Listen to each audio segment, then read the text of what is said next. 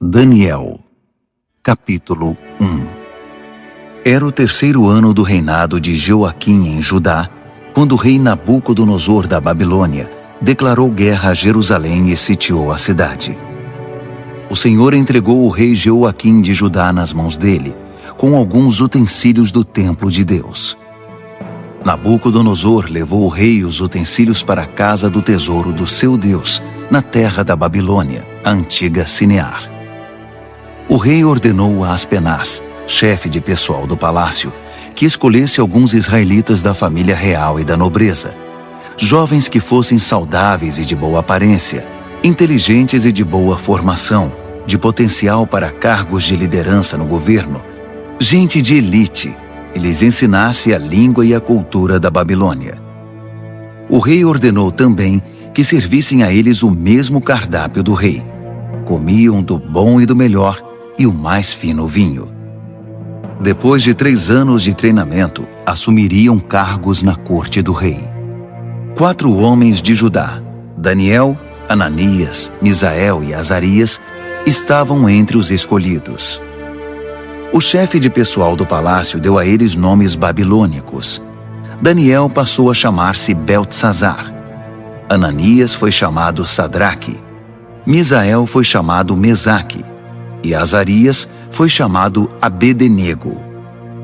Mas Daniel decidiu que não iria ficar impuro com a comida do rei, nem beber o vinho dele. Por isso pediu ao chefe de pessoal do palácio que o autorizasse a não comer do cardápio do rei. Pela graça de Deus, o chefe de pessoal do palácio gostou de Daniel e autorizou, mas o advertiu. Tenho medo que meu senhor, o rei, possa fazer. Foi ele quem determinou esse cardápio. E se perceber que vocês não estão saudáveis como os outros, vai pedir minha cabeça. E então Daniel apelou ao responsável que havia sido designado pelo chefe de pessoal do palácio para cuidar dele, de Ananias, Misael e Azarias. Faça uma experiência conosco por 10 dias. Traga apenas vegetais e água. Depois nos compare com os jovens que se alimentam do cardápio do rei e tome sua decisão. O responsável por eles concordou e os alimentou com vegetais e água durante 10 dias. Ao final dos 10 dias, eles tinham aparência melhor e pareciam mais saudáveis que todos os outros. Assim, o responsável continuou a dispensá-los da comida e da bebida do cardápio do rei e servia-lhes apenas vegetais. Deus deu a esses 4 jovens conhecimento e habilidades em todas as áreas, tanto teórica quanto prática.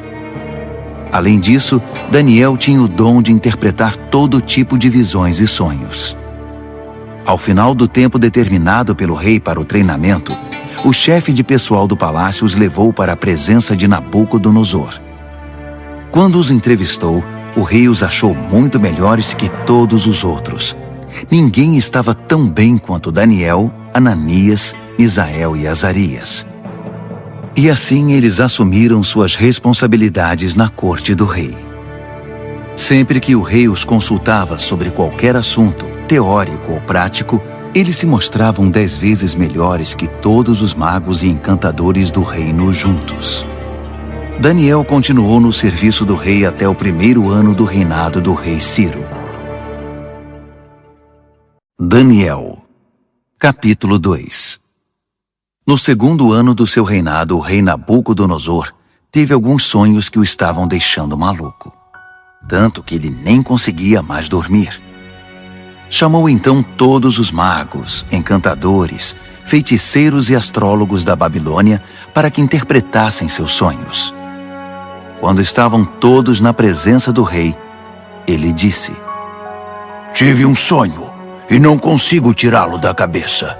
Não vou conseguir dormir até saber o que significa. Os astrólogos, falando em aramaico, disseram: Que o rei viva para sempre. Conte-nos o sonho e vamos interpretá-lo. O rei respondeu: Meu decreto é este. Se vocês não conseguirem me dizer qual é o sonho e me dar a interpretação, vou fazer picadinho de vocês e destruir suas casas. Mas se me contarem o sonho e derem a interpretação, Vou encher vocês de presentes e serão muito honrados. Então, digam-me qual foi o sonho e me deem a interpretação. Eles responderam: Vossa Majestade, por favor, conte-nos o sonho. Então daremos a interpretação. Mas o rei disse: Eu sei o que vocês estão tentando fazer. Vocês só querem ganhar tempo. Sabem que estão numa enrascada, e se não conseguirem me contar o sonho, estarão numa fria. Estou até vendo. Vocês vão inventar uma história qualquer e me enrolar até que eu mude de ideia. Nada disso. Primeiro me contem o sonho, e então vou saber se são capazes de me dar a interpretação ou se estão só me enrolando. Os astrólogos responderam: Ninguém em nenhum lugar do mundo pode fazer o que o rei está pedindo. E nenhum rei jamais pediu uma coisa dessas a nenhum mago, encantador ou astrólogo. O que Vossa Majestade está pedindo é impossível, a não ser que algum deus o revele. E os deuses não vivem no meio de gente como nós. A resposta deixou o rei furioso. Ele perdeu a paciência e ordenou que todos os sábios da Babilônia fossem executados. A sentença de morte foi anunciada, e Daniel e seus amigos estavam entre os condenados à morte. Enquanto Arioque, chefe da guarda real, fazia os preparativos para a execução, Daniel sabiamente chamou-o de lado e lhe perguntou o que estava acontecendo. Por que o rei deu uma ordem como essa, tão de repente? Arioque explicou a razão de tudo, e Daniel foi procurar o rei, pedindo um pouco de tempo para que pudesse interpretar o sonho. Daniel foi para casa e contou a seus amigos, Ananias, Misael e Azarias, o que estava acontecendo. Ele pediu que orassem ao Deus dos céus por misericórdia, para solucionar o mistério, e assim poderem escapar da morte. Naquela noite, a solução do mistério foi revelada a Daniel numa visão. Daniel louvou ao Deus dos céus, dizendo: Bendito é o nome de Deus para todo sempre. Deus é sábio e todo-poderoso. Ele muda as estações e conduz a história. Escolhe reis e também os depõe.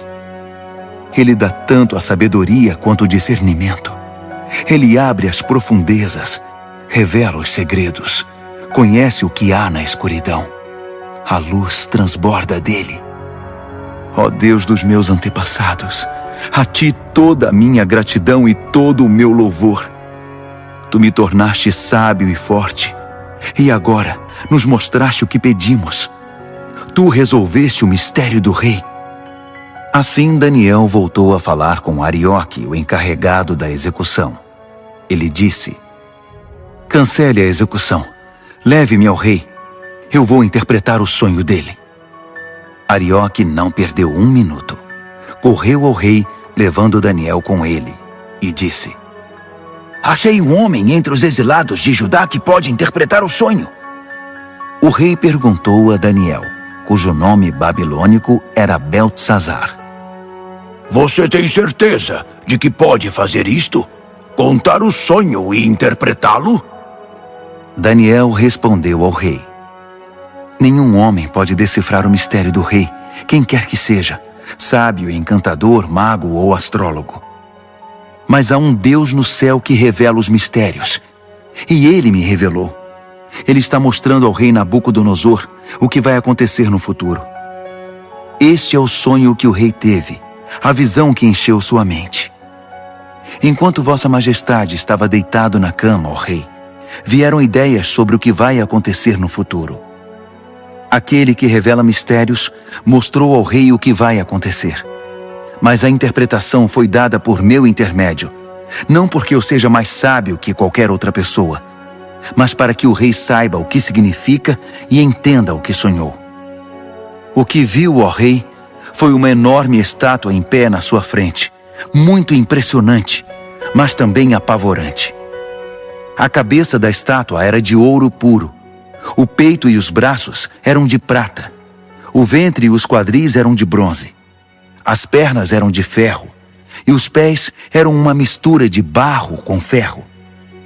Enquanto você estava olhando para a estátua, uma pedra que se soltou por si só da montanha, sem que ninguém o fizesse, atingiu a estátua, esmigalhando os pés de ferro e barro. Então tudo desmoronou e ficou em pedaços. O ferro, o barro, o bronze, a prata e o ouro. Ficou tudo como restos amontoados, relegados ao esquecimento. Mas a pedra que atingiu a estátua tornou-se uma grande montanha que dominava o horizonte. Esse foi o sonho. Agora vamos à interpretação do sonho. Ó Rei, Vossa Majestade é o soberano mais poderoso da terra. O Deus do céu deu tudo ao Senhor: governo, poder, força e glória. Ele o designou responsável pela humanidade e por todos os animais do campo e as aves do céu, no mundo todo. O rei é o cabeça de todos os governantes. É a cabeça de ouro. Mas seu reino será tomado por outro reino, inferior ao seu, e este por um terceiro, o reino de bronze, que governará toda a terra. Por fim, um quarto reino, forte como o ferro, assumirá o poder. Assim como o ferro despedaça tudo que atinge, esse vai quebrar, esmigalhar e pulverizar todos os reinos anteriores. Mas os pés e os dedos dele, que são uma mistura de ferro e barro, significam que o reino será dividido, mas ainda haverá a força do ferro. Assim como os dedos eram de ferro e de barro, o reino terá uma parte forte e outra frágil. Esse reino fará alianças, mas não darão certo. Não conseguirá se unir a nenhum outro reino, assim como o ferro e o barro não se misturam. Mas no tempo desses reinos, o Deus do céu edificará um reino que nunca será destruído, nem nunca será dominado por outro. No final, esmagará os outros reinos, destruirá todos eles e será eterno. Será como a pedra que se soltou por si só da montanha, sem que ninguém o fizesse, que esmigalhou o ferro, o bronze, o barro, a prata e o ouro. O grande Deus fez o rei saber o que vai acontecer no futuro. Essa é a revelação exata do sonho, e também a interpretação correta. Quando Daniel terminou, o rei Nabucodonosor, perplexo, prostrou-se com o rosto no chão diante de Daniel. Ele ordenou uma oferta de sacrifícios e de incenso em honra a Daniel e declarou: Seu Deus realmente é o Deus de todos os deuses, o Senhor de todos os reis, e Ele revela todos os mistérios. E eu sei, porque você decifrou o mistério. Então o rei promoveu Daniel a um elevado cargo no reino. Encheu-o de presentes e o empossou como governador de toda a província da Babilônia e chefe de todos os sábios da Babilônia. A pedido de Daniel, o rei designou Sadraque, Mesaque e Abednego para postos administrativos em toda a Babilônia, enquanto Daniel permaneceu no palácio real. Daniel, capítulo 3. O rei Nabucodonosor construiu uma estátua de ouro com 27 metros de altura e 2,70 metros de largura. Ele a ergueu na planície de Dura, na província da Babilônia. Em seguida ordenou a todos os líderes importantes da província que comparecessem à cerimônia de dedicação da estátua. Todos vieram para a cerimônia e tomaram seus lugares diante da estátua que Nabucodonosor havia erguido. Um arauto apareceu e proclamou em voz alta: Atenção, todos! Ouçam vocês de todas as raças, cores e crenças! Quando ouvirem o som da trombeta, do pífaro, da cítara, da harpa, do saltério e da flauta dupla, dobrem os joelhos e adorem a estátua de ouro que o rei Nabucodonosor ergueu. E quem não se ajoelhar, não adorar a estátua, não importa quem seja, será lançado imediatamente na fornalha. O som começou a tocar.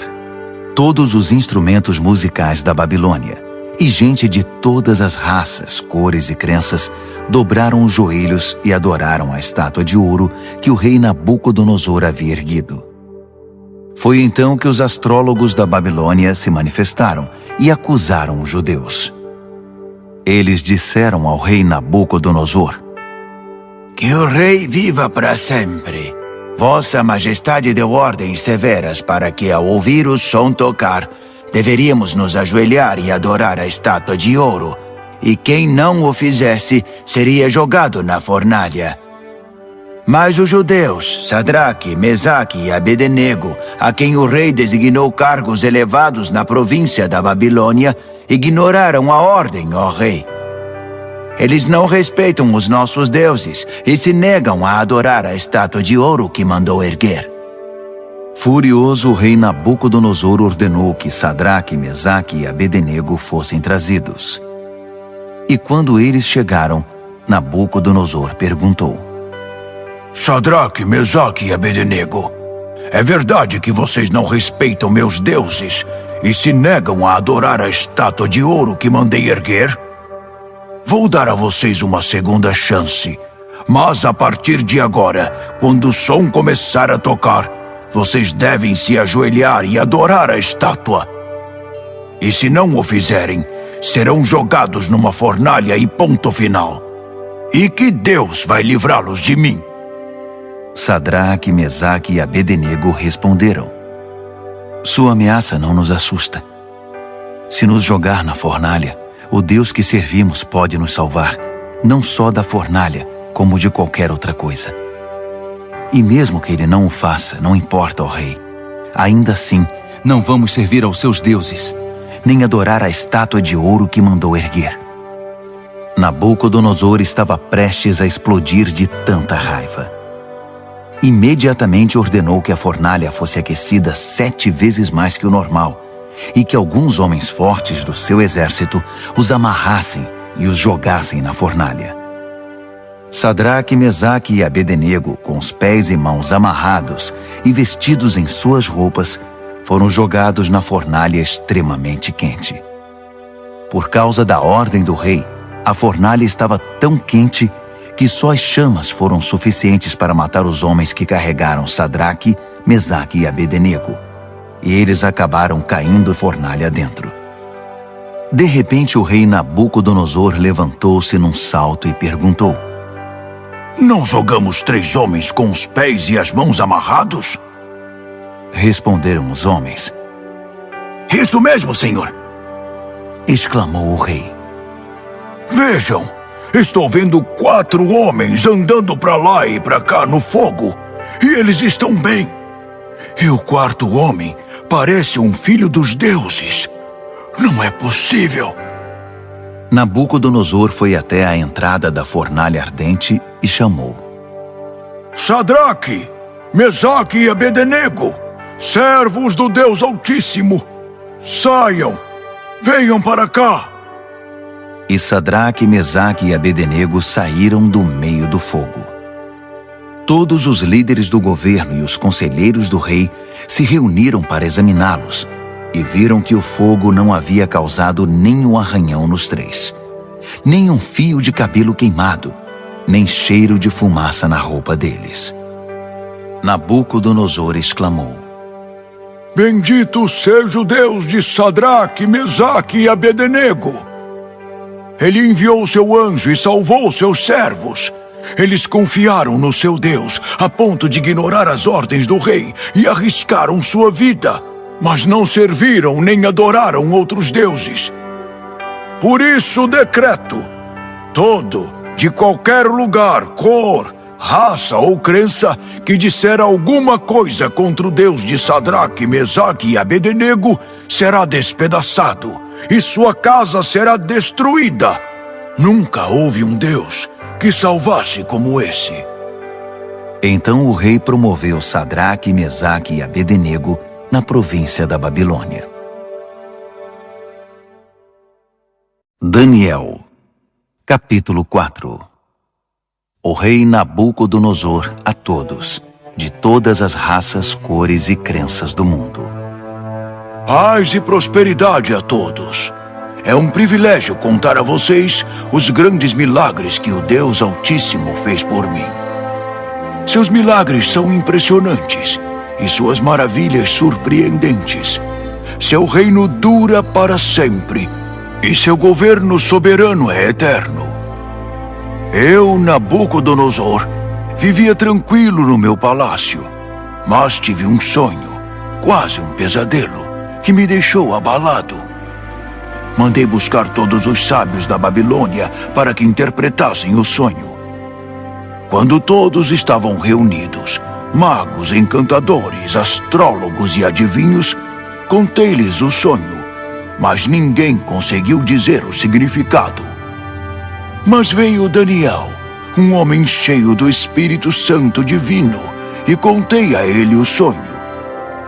O seu nome babilônico é Beltesazar, assim chamado em homenagem ao meu Deus. Beltesazar, eu disse, chefe dos magos, sei que você é um homem cheio do Espírito Santo divino e que não há mistério que você não consiga desvendar. Ouça este sonho que eu tive e interprete-o para mim.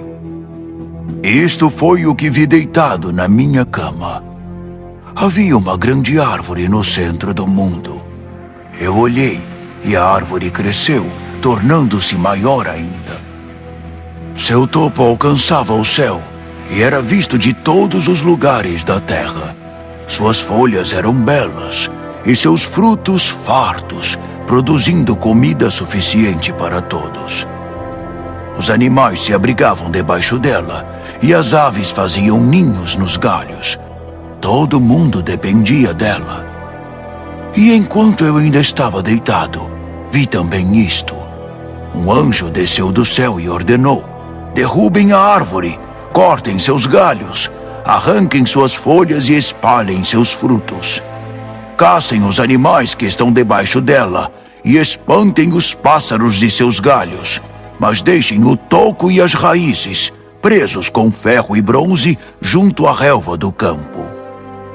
Deixem que ele seja molhado pelo orvalho do céu e se alimente de capim com os animais. Que ele perca a mente humana e seja como um animal, e assim seja até que se passe 7 tempos. Os anjos anunciam esse decreto, as santas sentinelas trazem essa sentença, para que todos que vivem saibam que o Deus Altíssimo tem domínio sobre os reinos dos homens. Ele conduz tudo conforme seu querer, e de gente simples faz poderosos. Isso é o que eu, rei Nabucodonosor, sonhei. Beltesazar, agora é sua vez de interpretar o sonho para mim. Ninguém entre os sábios da Babilônia conseguiu ver sentido algum nele, mas tenho certeza de que você pode interpretá-lo, pois é cheio do Espírito Santo divino. Daniel, Beltesazar, ficou tão apavorado por um momento que nem conseguia falar. Disse o rei: Beltesazar, fique calmo. Não deixe que o sonho e a interpretação o assustem. Disse Beltesazar: meu senhor, gostaria que esse sonho fosse sobre seus inimigos e a interpretação para seus adversários. A árvore que você viu e que cresceu e ficou tão alta que o topo alcançava o céu, visível dos 4 cantos da terra. A árvore de folhagem viçosa e fartos frutos, suficiente para todos. A árvore sob a qual os animais buscavam refúgio e na qual as aves faziam seus ninhos. É o Senhor, ó Rei. Vossa Majestade é a árvore. Você cresceu e ficou forte.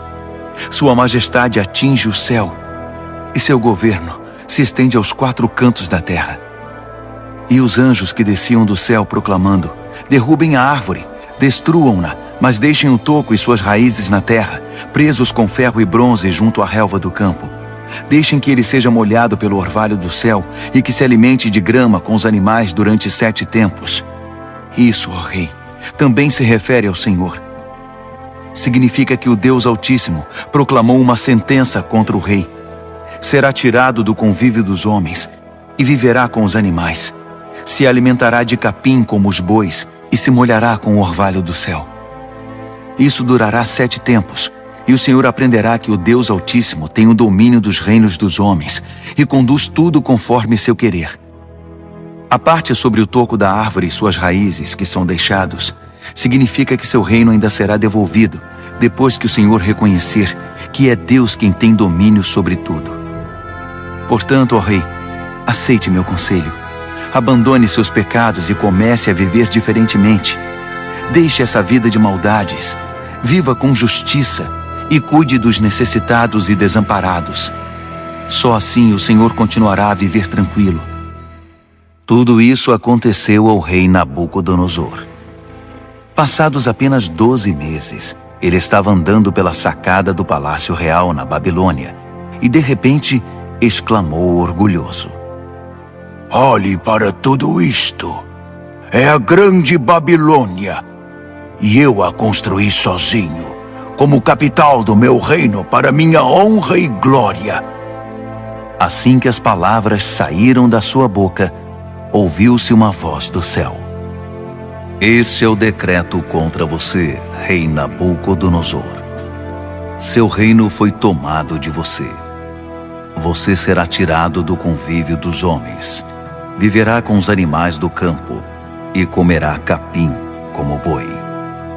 A sentença é para 7 tempos, o suficiente para você aprender que o Deus Altíssimo tem domínio sobre os reinos dos homens e põe no trono quem ele quer. Isso aconteceu imediatamente. Nabucodonosor foi tirado da convivência dos homens, comeu capim como boi e se molhou com o orvalho do céu. Seu cabelo cresceu como as penas da águia, suas unhas como as garras do falcão. Ao final daquele período, eu, Nabucodonosor, olhei para o céu, recobrei o juízo e bendisse o Deus Altíssimo, agradecendo e glorificando ao Deus que vive para sempre. Seu domínio dura para sempre, seu reino nunca será decadente. A vida na terra é insignificante. Deus faz tudo conforme seu querer. Ninguém pode opor-se à sua vontade. Ninguém pode questioná-lo ou desafiá-lo. Ao mesmo tempo em que recobrei o juízo, recuperei a majestade e a glória do meu reino. Todos os líderes e gente importante vieram me ver. Fui restabelecido como rei no meu reino e me tornei maior que antes. E é por isso que eu, Nabucodonosor, canto e louvo ao Rei do céu. Tudo o que ele faz é justo, e ele o faz da maneira certa. Ele sabe como tratar gente orgulhosa e tem o poder para torná-los humildes. Daniel, capítulo 5. O rei Belsazar convidou Mil de seus nobres para um grande banquete. O vinho era muito bem servido. Então Belsazar, que já estava alto por causa do vinho, ordenou que as taças de ouro e prata que seu pai Nabucodonosor havia tomado do templo de Deus em Jerusalém fossem trazidas para que ele, seus nobres, suas mulheres e concubinas pudessem beber nelas. Quando as taças de ouro e prata foram trazidas, o rei, os nobres e aquelas mulheres começaram a usá-las. Beberam seu vinho e, já bêbados, louvaram seus deuses de ouro, prata, bronze, ferro, madeira e pedra. Naquele exato momento, os dedos de uma mão humana apareceram e começaram a escrever na parede rebocada do palácio, na parte mais iluminada. Quando o rei viu a mão escrevendo na parede, ficou pálido, muito assustado. Suas pernas ficaram bambas, tremiam sem parar, e os joelhos batiam um no outro. Ele gritou para que chamassem os encantadores, os astrólogos e os adivinhos, e prometeu: Quem conseguir ler esta escrita na parede e me disser o que significa, será famoso e rico. Ganhará um manto de púrpura e uma bela corrente de ouro, e será o terceiro mais importante do reino. Todos tentaram, mas ninguém conseguiu enxergar um sentido nas palavras escritas na parede. Ninguém conseguia entender o que estava escrito, muito menos interpretá-lo. Então o rei ficou apavorado, pálido, em completo estado de choque. Os nobres também estavam em pânico. A rainha soube que o rei e os nobres estavam em estado de choque e veio ao salão do banquete. Ela disse: "Que o rei viva para sempre. Não se assustem, não fiquem aí sentados pálidos desse jeito. Há um homem no reino que é cheio do Espírito Santo divino. Durante o reinado do seu pai, ele ficou conhecido pelo seu brilho intelectual e por sua sabedoria espiritual. Ele era tão capaz que seu pai, o rei Nabucodonosor, fez dele o chefe de todos os magos, encantadores, adivinhos e astrólogos. Não havia ninguém como ele. Ele conseguia fazer qualquer coisa: interpretar sonhos, decifrar mistérios, explicar enigmas. Seu nome é Daniel, mas o rei mudou o nome dele para Beltesazar. Mande chamar Daniel. Ele vai ler o que está escrito aí." Assim Daniel foi chamado. O rei perguntou: "Você é Daniel, que foi um dos exilados que meu pai trouxe de Judá? Já ouvi falar que você é cheio do Espírito Santo, tem uma mente brilhante e é incrivelmente sábio. Os sábios e encantadores foram trazidos aqui para ler esta escrita na parede e interpretá-la, mas nenhum deles conseguiu ler nada. Mas ouvi dizer que você interpreta sonhos e decifra mistérios. Então, se você conseguir ler e interpretar, será um homem famoso e rico. Ganhará o manto de púrpura e uma bela corrente de ouro, e será o terceiro mais importante do reino." Daniel respondeu ao rei: "Pode ficar com os presentes ou dá-los a outra pessoa, mas vou ler a escrita para o rei e interpretar seu significado. Ouça, ó rei, o Deus Altíssimo deu a seu pai Nabucodonosor um grande reino e uma gloriosa reputação. Deus o fez muito poderoso, e pessoas de todos os lugares, de toda raça, cor ou crença, se sentiam intimidadas por ele. Ele as matava ou poupava, como e quando queria. Promovia ou humilhava as pessoas como bem desejava. Então Deus o humilhou e o privou de todo o poder. Ele foi tirado do convívio dos homens e passou a viver como animal. Comeu capim como boi e se molhou com o orvalho do céu até aprender esta lição: que o Deus Altíssimo tem domínio sobre os reinos dos homens e põe no trono quem ele quer. Você é filho dele, sabe de tudo isso, mas é tão arrogante quanto ele no seu pior momento. Olhe para você mesmo. Quer competir com o Senhor do céu? Você mandou buscar as taças sagradas do templo dele só por farra, para que o Senhor, seus nobres, suas mulheres e concubinas pudessem beber nelas. O rei usou as taças sagradas para brindar seus deuses de prata e ouro, de bronze e ferro, de madeira e pedra, deuses cegos, surdos e mudos. Mas tratou com desprezo o Deus vivo, que tem a sua vida nas mãos, desde o nascimento até a morte. Deus enviou a mão que escreveu na parede, e o que está escrito é: Mene, Tekel e Peres. E este é o significado dessas palavras. Mene, Deus contou os dias do seu governo, e suas contas são negativas. Tekel, você foi pesado na balança e está em falta.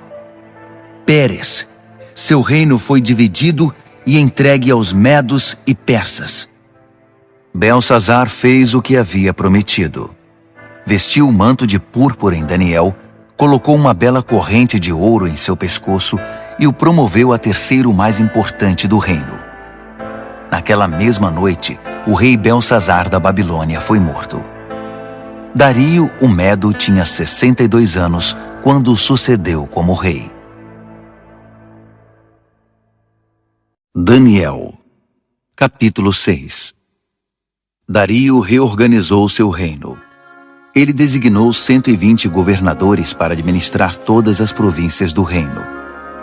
Sobre eles havia 3 ministros, e um deles era Daniel. Os governadores se dirigiam aos ministros, que tinham a responsabilidade de manter tudo em ordem.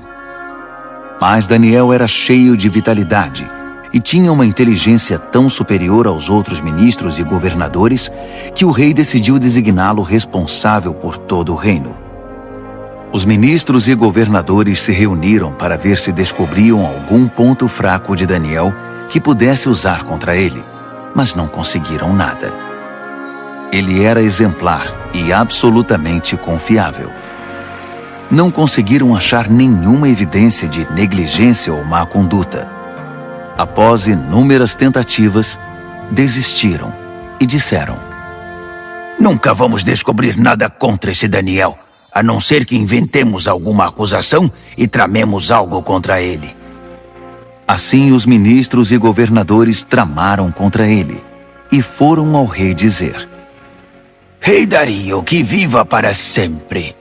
Nós, ministros, governadores e todos os principais oficiais, nos reunimos e concordamos em que o rei deveria promulgar o seguinte decreto: durante os próximos 30 dias, ninguém deve orar a nenhum outro deus ou homem exceto ao rei. Qualquer um que desobedecer será lançado na cova dos leões. Promulgue esse decreto ao rei e assine-o para que seja revogável, com inscrição em pedra, conforme todas as leis dos medos e dos persas. E o rei Dario assinou o decreto. Daniel soube que esse decreto havia sido promulgado, mas continuou a orar como sempre fazia. Sua casa tinha janelas no andar de cima, voltadas para Jerusalém.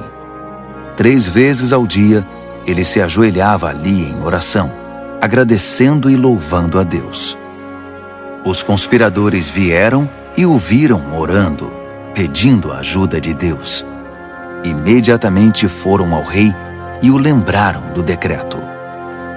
O rei não assinou uma lei proibindo qualquer pessoa de orar a qualquer deus ou homem, exceto ao rei durante 30 dias? E qualquer pessoa que fosse apanhada fazendo isso seria jogada na cova dos leões? O rei confirmou. Com certeza, como inscrição em pedra, conforme todas as leis dos medos e dos persas. Então eles disseram: Daniel é um dos exilados judeus. Ignora sua ordem e desafia sua lei. Ele ora 3 vezes ao dia. O rei ficou desconcertado e tentou de todas as formas livrar Daniel da complicação em que o havia colocado. Ele pensou nisso o dia todo. Mas os conspiradores voltaram. Lembre-se, ó rei, é uma lei conforme todas as leis dos medos e dos persas. Irrevogável. O rei cedeu e ordenou que Daniel fosse trazido e jogado na cova dos leões. Mas ele disse a Daniel: Seu Deus, a quem você é tão leal, vai livrar você desta situação. Uma pedra foi colocada sobre a entrada da cova. O rei selou a pedra com seu anel e com os anéis de todos os seus nobres, porque não podia ser revogado. O rei voltou para o palácio, mas não comeu nem conseguiu dormir. Passou a noite preocupado. Ao romper do dia, ele se levantou e foi depressa à cova dos leões.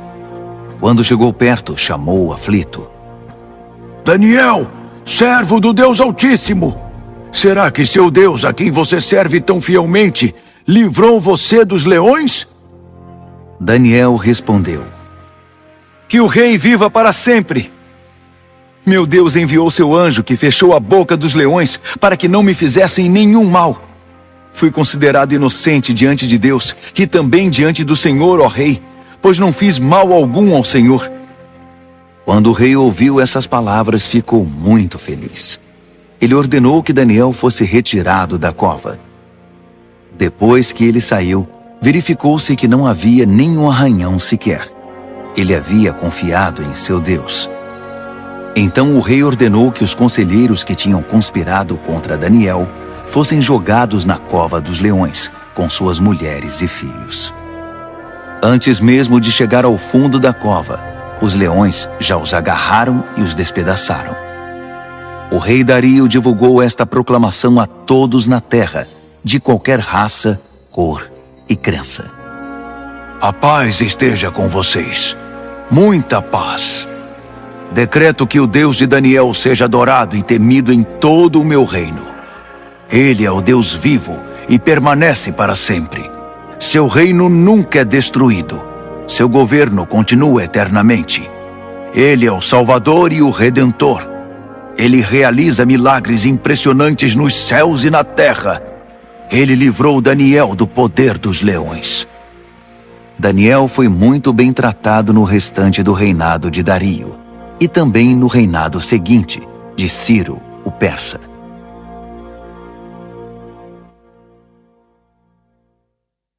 Daniel, capítulo 7.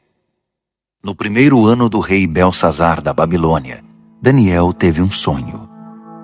O que ele viu enquanto dormia o apavorou. Um verdadeiro pesadelo. E ele escreveu seu sonho. No meu sonho, naquela noite, vi os 4 ventos dos céus soprando e formando uma grande tempestade no mar. 4 animais enormes, diferentes uns dos outros, subiam do mar. O primeiro animal parecia um leão, mas tinha asas de águia. Enquanto eu observava, suas asas foram arrancadas. Ele foi levantado e ficou de pé como um homem. Em seguida, deram-lhe um coração humano. Depois vi um segundo animal, que parecia um urso. Ele se levantou, segurando 3 costelas nas mandíbulas, e recebeu esta ordem: ataque, devore tudo, encha a barriga. Em seguida vi outro animal. Parecia um leopardo. Tinha 4 asas como de pássaro nas costas. Esse animal tinha 4 cabeças e recebeu autoridade para governar. Depois disso, um 4º animal apareceu no meu sonho. Esse era apavorante, medonho. Tinha enormes dentes de ferro, triturava e devorava suas vítimas. Qualquer coisa que sobrava no chão, ele pisava e esmagava. Era diferente dos outros animais, um verdadeiro monstro. E tinha 10 chifres. Enquanto eu observava os chifres, tentava imaginar o que significavam. Nasceu nele outro chifre, mas este era pequeno. 3 dos chifres que já tinha foram arrancados para dar lugar a ele. Havia olhos humanos no pequeno chifre e uma boca grande que falava com arrogância. Enquanto eu observava tudo isso, tronos foram estabelecidos e um ancião tomou seu lugar. Suas roupas eram brancas como a neve, o cabelo alvo como a lã. Seu trono estava envolto em chamas. As rodas brilhavam intensamente. Um rio de fogo jorrava do trono. Milhares de milhares o serviam. Milhões o atendiam. Pediu-se silêncio no tribunal e os livros foram abertos. Continuei observando. O chifre pequeno falava com arrogância e enquanto eu observava, o monstro foi morto e seu corpo foi lançado no fogo. Os outros animais viveram ainda algum tempo, mas não fizeram nada, não tinham poder para governar. Meu sonho continuou. Então vi alguém, um filho de homem, chegando no meio de nuvens. Ele se aproximou do ancião e foi apresentado a ele. Ele recebeu poder para governar, toda a glória da realeza. Todas as raças, cores e crenças lhe serviram e o adoraram. Seu reinado será para sempre, não terá fim. Seu governo real nunca será destruído. Mas quanto a mim, Daniel, fiquei perturbado. As visões me deixaram apavorado. Por isso eu me aproximei de alguém que estava perto e perguntei o significado de tudo aquilo. E ele me deu a interpretação. Esses 4 animais enormes, disse ele, significam 4 reinos que aparecerão na terra. Mas a certa altura, o povo santo do Deus Altíssimo receberá o reino e o manterá para sempre. Sim, para sempre. Mas eu queria saber mais.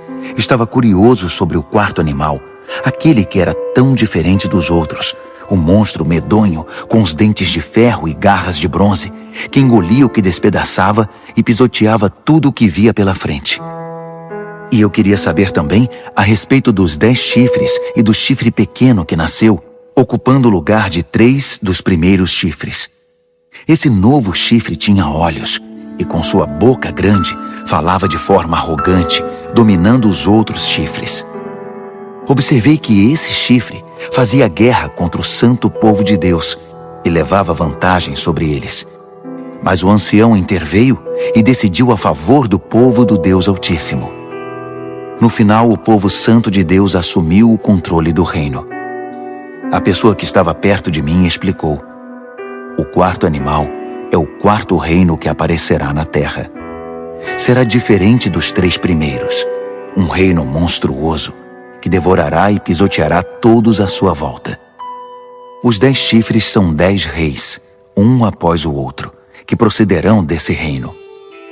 Mas então, outro rei aparecerá. Ele será diferente dos reis anteriores. Começará derrubando os outros reis e blasfemando contra o Deus Altíssimo.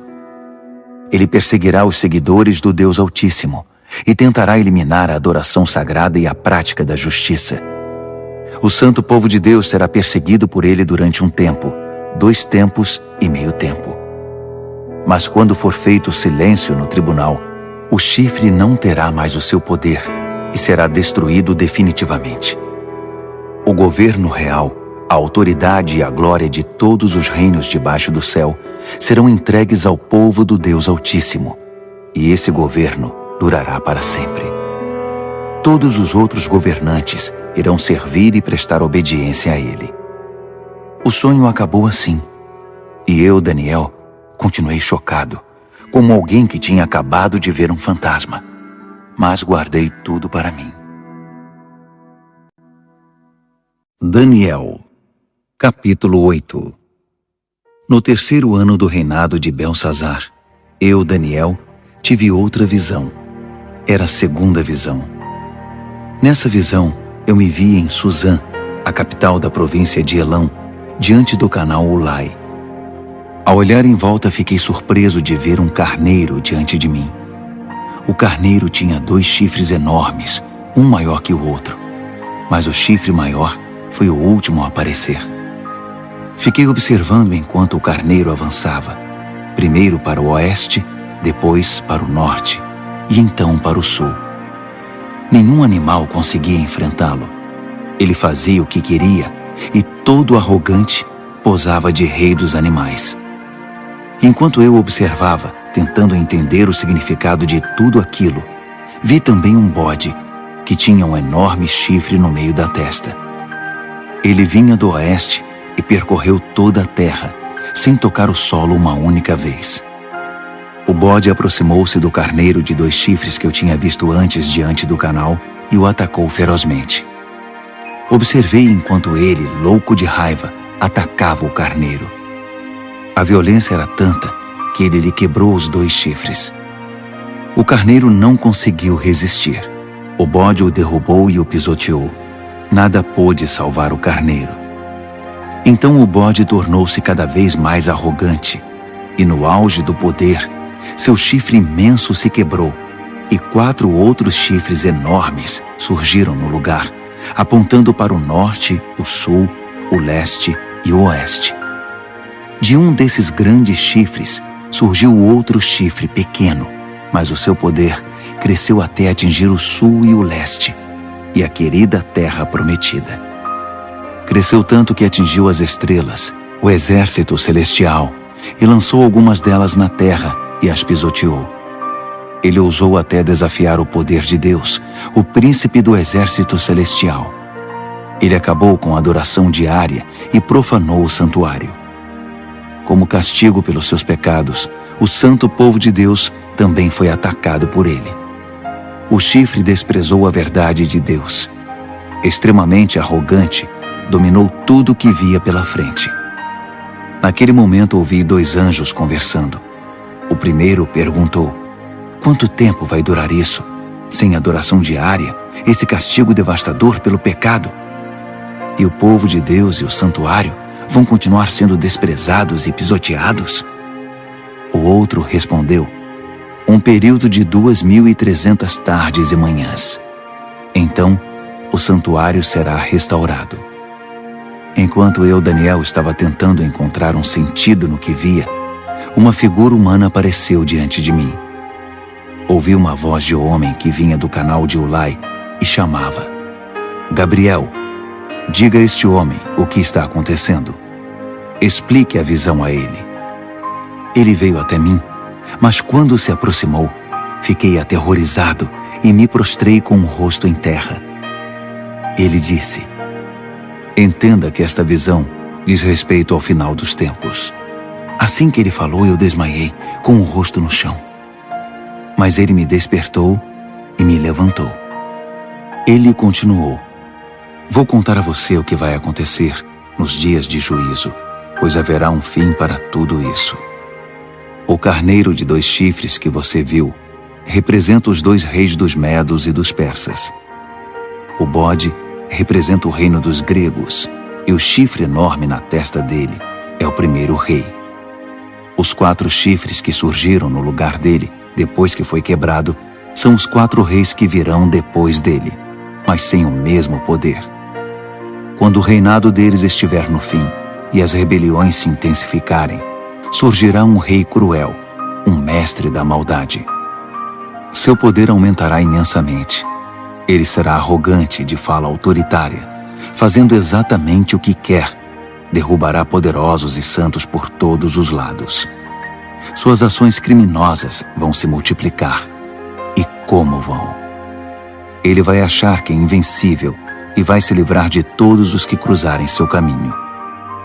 Mas quando enfrentar o príncipe dos príncipes, será esmigalhado, mas não por mãos humanas. A visão das 2.300 tardes e manhãs é precisa, mas confidencial. Então, mantenha-a em segredo. Refere-se ao futuro distante. Eu, Daniel, acabado, esgotado por alguns dias, finalmente encontrei forças para voltar ao trabalho e tratar dos negócios do rei. Mas continuei apavorado com a visão, pois não conseguia entender coisa alguma. Daniel, capítulo 9. Dario, filho de Xerxes, da linhagem dos Medos, tornou-se rei da Babilônia. No primeiro ano do seu reinado, eu, Daniel, meditava nas Escrituras, e de acordo com a mensagem do Eterno ao profeta Jeremias, Jerusalém teria de ficar em ruínas durante 70 anos. Recorri ao Senhor Deus em busca de uma resposta. Orava com dedicação e sinceridade, jejuava, vestia pano de saco e me ajoelhava nas cinzas. Derramei meu coração e abri minha alma para o Eterno, meu Deus. Ó Senhor, grande e soberano Deus, Tu nunca falhas em cumprir a Tua aliança.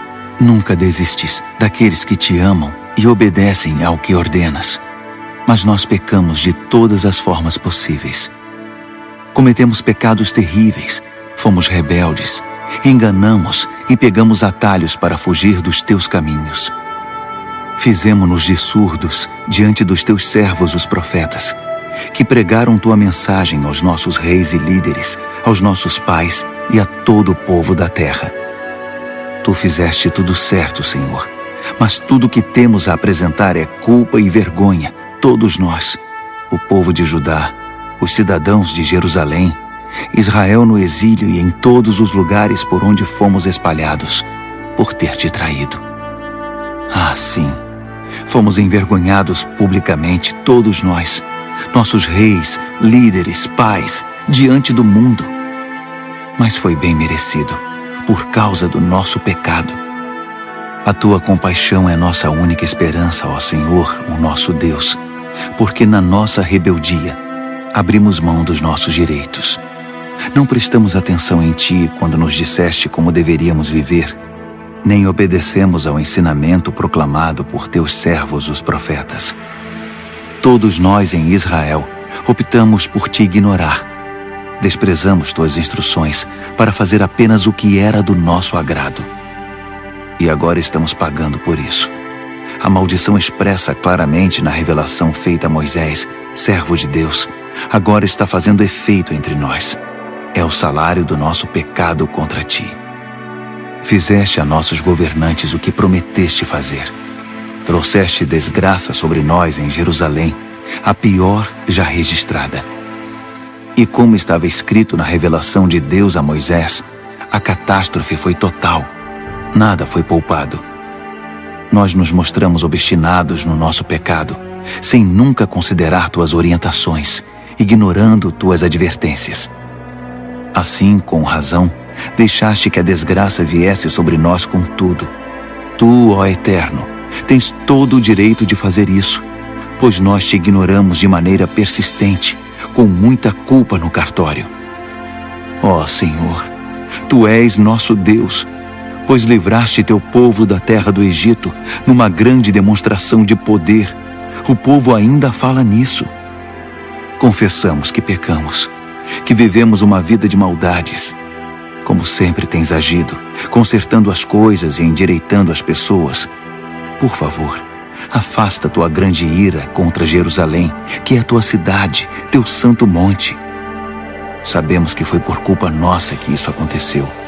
Tudo por causa do nosso pecado e do pecado de nossos pais. E agora estamos envergonhados diante de todos. Somos motivo de zombaria na nossa vizinhança. Por isso, ouve, ó Deus, esta oração sincera do Teu servo. Tem misericórdia do Teu santuário arruinado. Age de acordo com o que és, não segundo o que somos. Atende nossa oração, ó Deus. Abre os olhos e observa a nossa cidade arruinada, a cidade chamada pelo Teu nome. Sabemos que não merecemos Tua atenção. Nosso apelo é a Tua compaixão. Esta oração é nossa única esperança. Senhor, ouve-nos. Senhor, perdoa-nos. Senhor, olha para nós e faz alguma coisa. Senhor, não nos desprezes. Tua cidade e Teu povo são chamados pelo Teu nome. Defende Teus interesses. Enquanto eu derramava meu coração, confessando meu pecado e o pecado do meu povo Israel, orava e apresentava toda a minha vida diante do Eterno e intercedia pelo santo monte do meu Deus. Enquanto eu estava mergulhado na oração, Gabriel, o ser semelhante a um homem, aquele que eu tinha visto numa visão anterior, aproximou-se de mim, voando como uma ave na hora da adoração da noite. Ele se pôs diante de mim e disse: Daniel, vim esclarecer as coisas. Assim que você começou sua oração, a resposta foi dada, e agora estou aqui para entregá-la. Você é muito amado, por isso, ouça com cuidado para entender o significado da revelação. 70 semanas estão decretadas para seu povo e sua santa cidade, como forma de conter a rebelião, dar fim ao pecado, arrancar o crime pela raiz, estabelecer a justiça para sempre, cumprir a profecia e ungir o lugar santíssimo. Aqui está o que você precisa entender. Desde o momento em que a ordem for dada para a reconstrução de Jerusalém, até a vinda do líder ungido, haverá 7 semanas. A reconstrução levará 62 semanas, incluindo a construção de ruas e muros. Serão tempos difíceis. Depois das 62 semanas, o líder ungido será morto. É o seu fim. A cidade e o santuário serão arruinados pelo exército do novo líder que chegar. O fim virá de repente, como uma onda enorme. Haverá guerras até o fim, e a desolação estará na ordem do dia. Então, no período de 1 semana, ele fará muitas alianças importantes, mas na metade dessa semana, ele acabará com a adoração e as orações. No lugar da adoração, irá se instalar a besta da profanação, que permanecerá ali até finalmente ser destruída. Daniel, capítulo 10. No 3º ano do reinado de Ciro, rei da Pérsia, uma mensagem veio a Daniel, cujo nome babilônico era Beltesazar.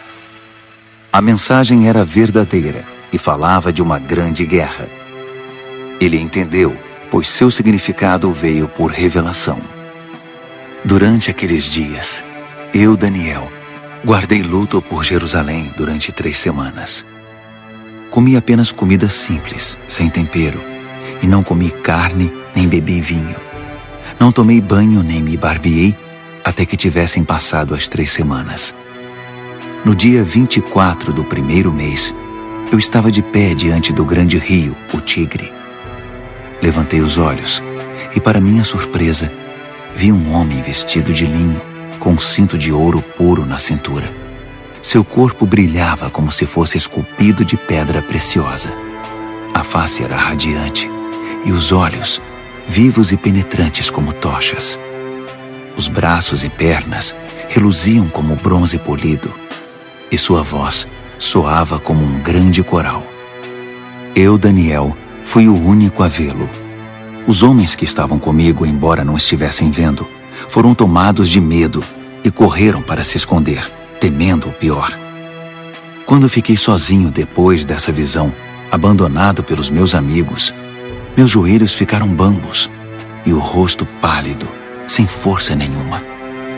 Quando ouvi o som da sua voz, não resisti e desmaiei. Caí com o rosto no chão. Mas uma mão me tocou e me pôs sobre as mãos e os joelhos. Daniel, ele disse, homem de valor, Deus ama você demais. Levante-se e preste muita atenção à minha mensagem. Fui enviado para falar dela a você. Quando ele disse isso, eu me levantei, mas não conseguia parar de tremer. Fique tranquilo, ele continuou. Não tenha medo. Quando você decidiu se humilhar para receber entendimento, sua oração foi ouvida e eu me dispus a vir até aqui. Mas fui impedido pelo anjo, que é o príncipe do reino da Pérsia, e isso me atrasou por 3 semanas. Mas Miguel, um dos anjos supremos, veio em meu socorro e ficou ali com o anjo, que é o príncipe da Pérsia. Estou aqui para ajudar você a entender o que vai acontecer com seu povo, pois a visão fala do futuro. Enquanto ele falava, fiquei só olhando para o chão. Não conseguia dizer nada. E fui surpreendido por algo parecido com uma mão humana que me tocou os lábios. Então abri a boca e comecei a falar. Quando vi, fiquei apavorado. Minhas pernas ficaram bambas. Eu não conseguia me mexer. Como é possível que eu, um humilde servo, fale com alguém como o Senhor? Estou completamente paralisado. Mal consigo respirar. Aquele ser, que parecia humano, me tocou outra vez e me deu forças. Ele disse, não tenha medo. Fique em paz. Você é amado demais. Tudo vai ficar bem. Tenha coragem. Seja forte. Enquanto ele ainda falava, veio-me coragem e retomei as forças. Então eu disse, pode falar, porque o Senhor me deu forças. Ele disse, você sabe por que vim aqui? Preciso voltar para lutar contra o anjo que é o príncipe da Pérsia. E depois que eu o tirar do caminho, chegará o anjo que é o príncipe da Grécia. Mas antes deixe-me contar a você o que está escrito no livro da verdade.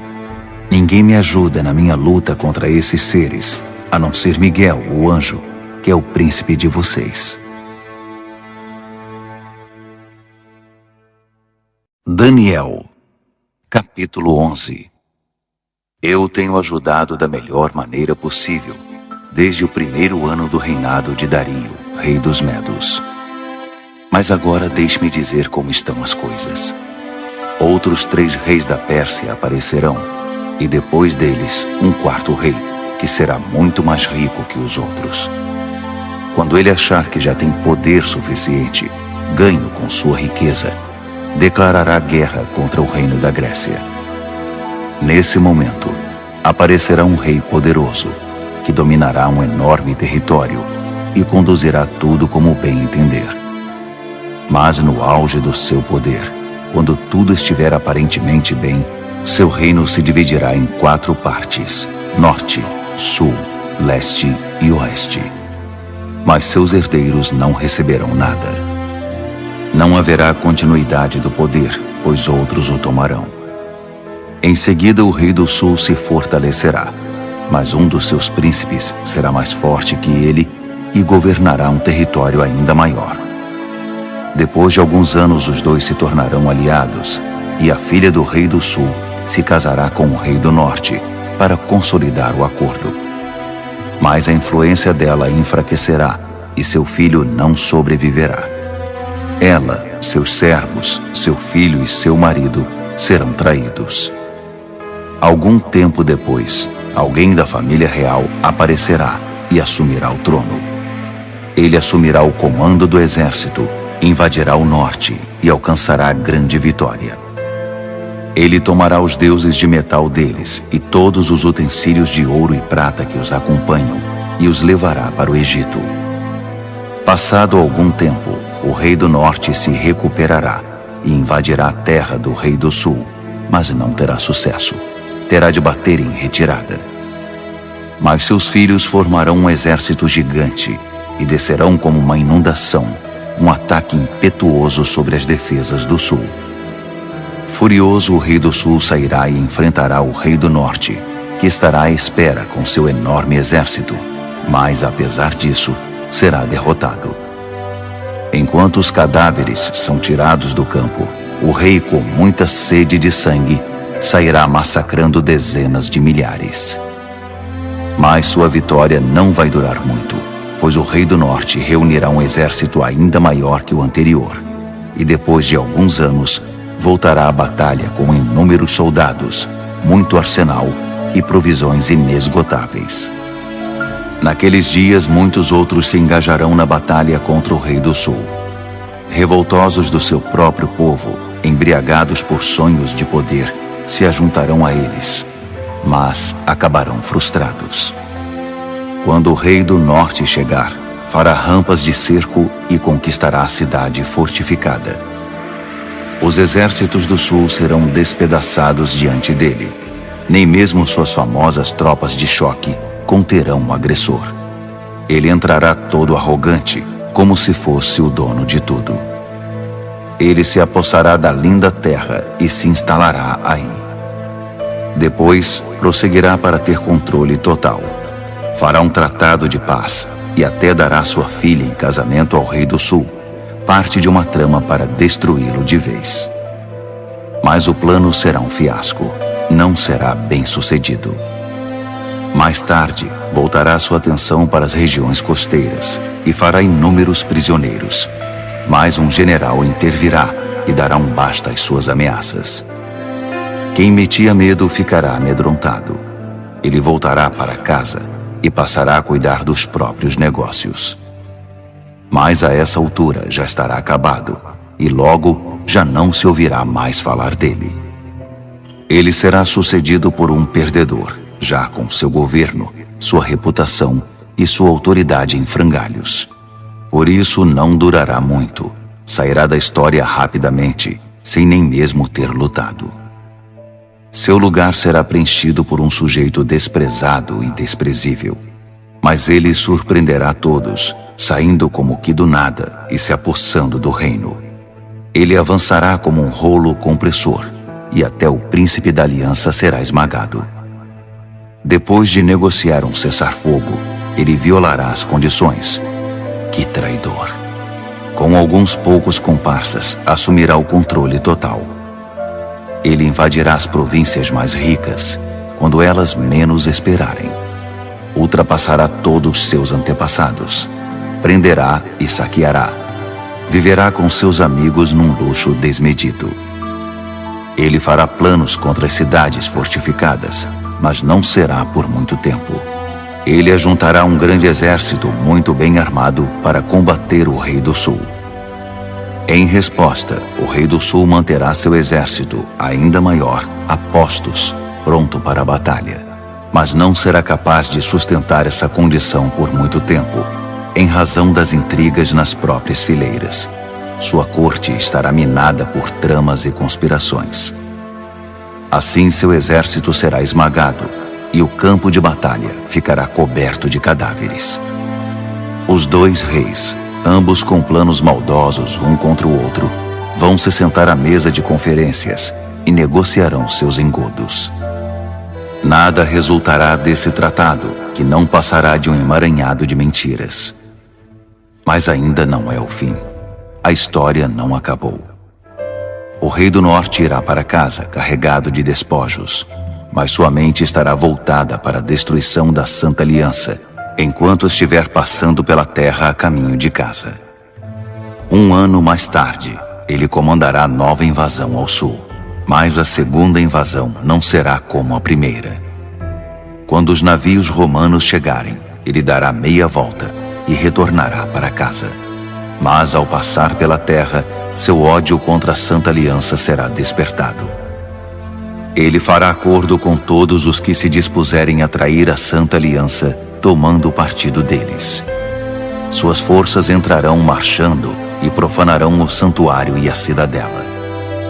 Eles irão banir a adoração diária, substituindo-a pela besta da profanação.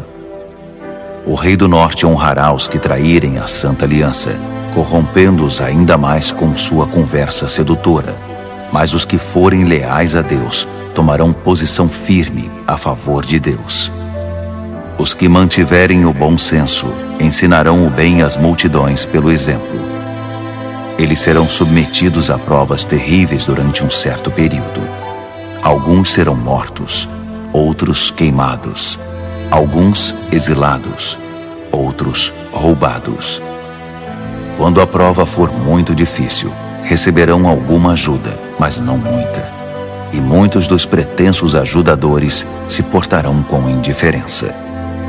A provação refinará e purificará os que mantiverem o bom senso e permanecerem leais, porque há ainda mais por vir. Enquanto isso, o rei do norte estará agindo sem impedimento. Ele se levantará a uma posição superior à de qualquer deus, e até mesmo ousará desafiar o Deus dos deuses. Por um tempo isso será tolerado, até que se complete esse tempo de juízo, pois o que foi decretado precisa ser cumprido. Ele não terá respeito algum pelos deuses dos seus antepassados, nem mesmo pelo Deus predileto das mulheres. Desprezando qualquer Deus, o rei do norte se inchará de orgulho e se achará maior que todos eles.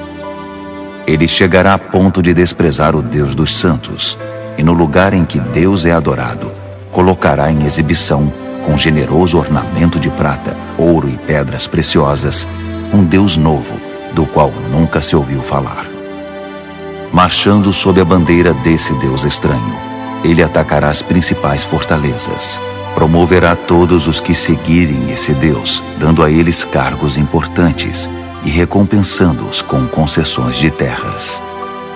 Na conclusão dessa história, o rei do sul o enfrentará, mas o rei do norte se lançará contra ele como um furacão, com seus carros e cavalos e uma grande frota de navios, e varrerá tudo que estiver no seu caminho. Ao entrar na linda terra, as pessoas cairão diante dele como peças de dominó. Só Edom, Moabe e alguns amonitas escaparão. Ele vai avançar, dominando país após país. Nem o Egito escapará. Ele confiscará o ouro, a prata e todos os bens valiosos do Egito. Os líbios e os etíopes cairão com ele. Mas nesse momento, relatos perturbadores virão do norte e do leste e o farão entrar em pânico. Furioso, ele se apressará em suprimir a ameaça. Mas assim que armar suas tendas entre o mar Mediterrâneo e o Monte Santo, inúmeras tendas reais, ele encontrará seu fim. E não haverá uma alma viva por perto para ajudá-lo.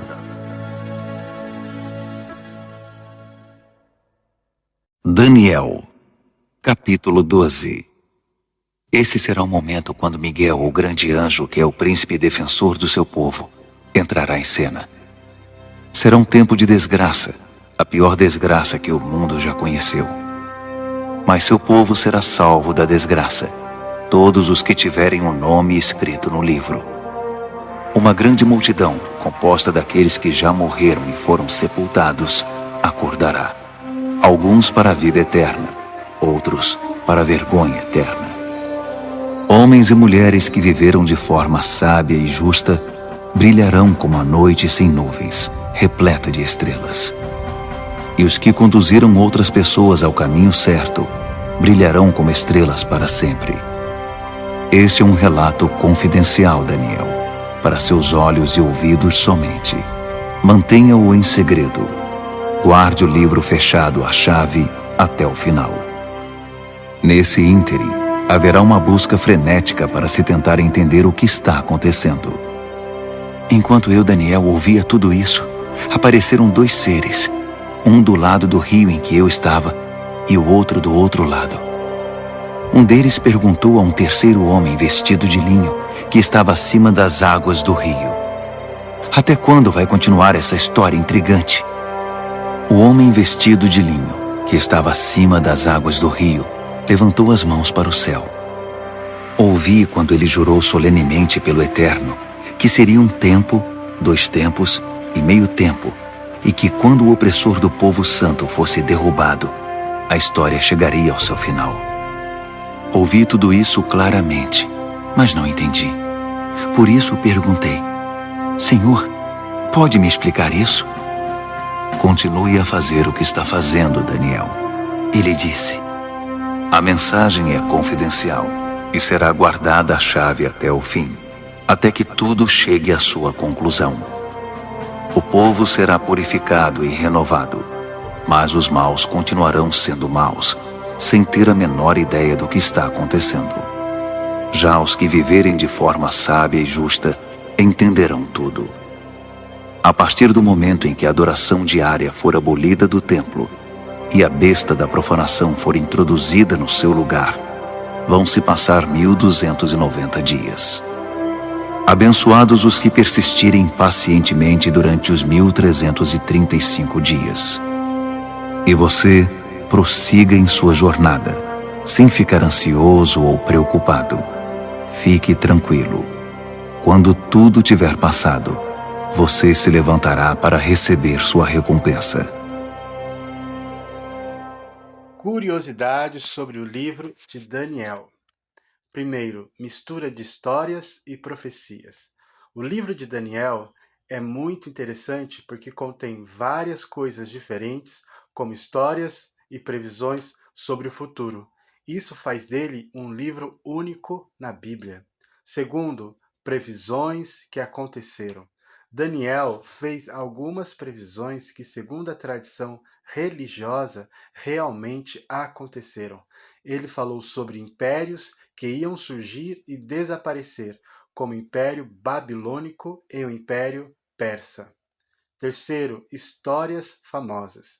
O livro também tem algumas histórias famosas. Exemplo, quando Daniel fica na cova dos leões, quando Nabucodonosor sonha com aquela estátua que representava os impérios diferentes, e também os seus 3 amigos na fornalha. 4. Visões difíceis. Na segunda parte do livro, as coisas ficam mais complicadas, com visões sobre o fim do mundo e símbolos estranhos. Tem bichos e números, animais estranhos que têm significados importantes. 5. Influência na religião. O livro de Daniel influenciou muito o jeito com que as pessoas pensam sobre Deus e o futuro. Suas ideias foram interpretadas de muitas maneiras por muitas religiões ao longo do tempo. Muito obrigado por ficar até aqui. Deixe o seu like e já se inscreva no canal e até o próximo vídeo.